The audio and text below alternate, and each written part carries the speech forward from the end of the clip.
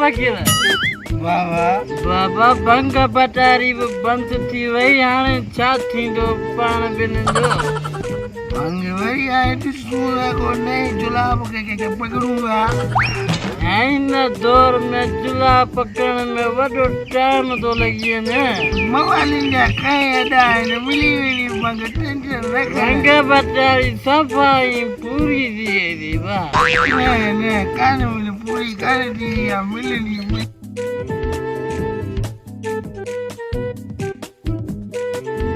बाबा मारे चाही बाबा भंग पीती का नहीं तो पेरी में प्यालो अरे पीती तो कोने नशा भी कोने पर ॾाढो टेंशन थी पिया टेंशन न कर मवाली जो कम हूंदो आहे सबूर अरे सबूर नथो थिए फकीर सबूर नथो थिए मवाली मिलनी भंग फकीर बाबा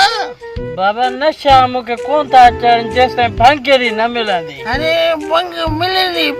तूं कोन मिलंदी बाबा भंगेरी का पेरे भंगेरी अरे मवाली ये न कर सबूर कर अब न मिलती मुझे मिलती कौन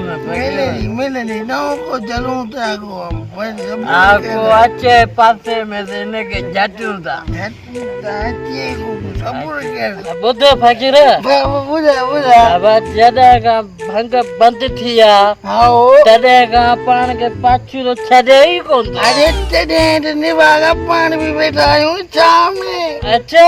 पाछुलो जान छो करे छॾी थो अरे काड़े में मां चो पाछो छॾींदो ई न आहे अरे तॾहिं त छाम में वेठा आहियूं जो पाछुलो जान छॾी वियो आहे निभागा एतिरी देरि थी आहे वेठा आहियूं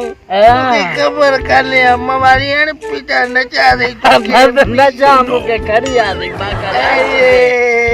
किथे खणी यादि जाली जेको पंहिंजो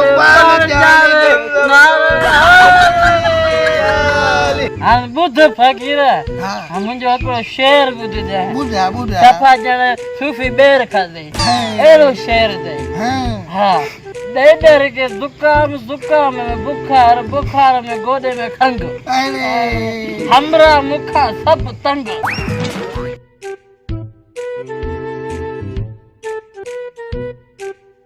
बीमारी हिकिड़ी आहे पाछुलो जानी कोन थो छॾे डॉक्टर हली लाह निकिरी आहिनि हेॾियूं सारियूं टेस्टियूं लिखी था ॾियनि ॾिसां थो मवालियुनि जी वेचारी भंग भटारी बंदि थी वई आहे मथां को उन्हनि ते को ॾस पतो हुजे वञनि तो वीचारनि पिया अरे निभागा मवाली आयो छा अरे निभागा तव्हां ज़मीन ते वेठा आहियो ऐं तव्हांखे आसमान ते पियो ॻोल्हियां मवाली जो कहिड़ो कमु हिते दर बदर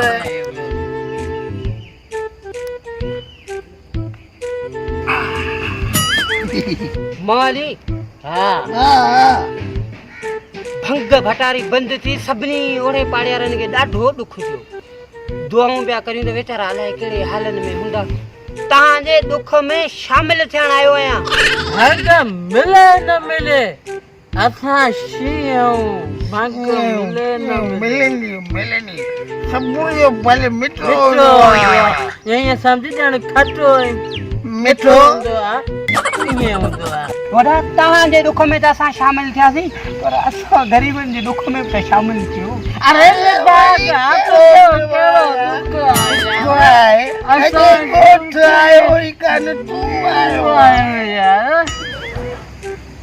सॼो ॻोठ न आयो पर हुन मां मां त हिकिड़ो आयो आहियां तव्हांजी सार संभाल तव्हांजे दुख में शामिल थियण आयो आहे मूंखे हिकिड़ी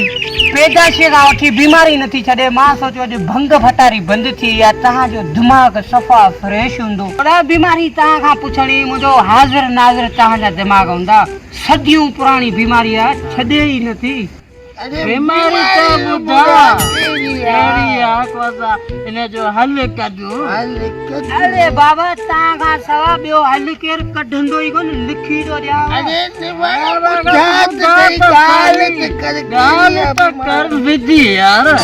बाबा बीमारी मां तव्हांखे ॿुधायां थो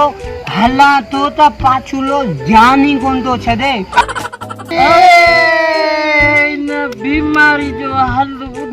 ॿुधाए असां छो ते वेठा आहियूं छांव ते छांव में वेठा आहियूं ख़बर छा जे लाइ ख़बर इहो पाचूलो पोयां ई पोयां पोयां पचरी कढो छॾे छॾे हाणे छांव ते वेठा आहियूं पाचूलो ई गुम आहे हाँ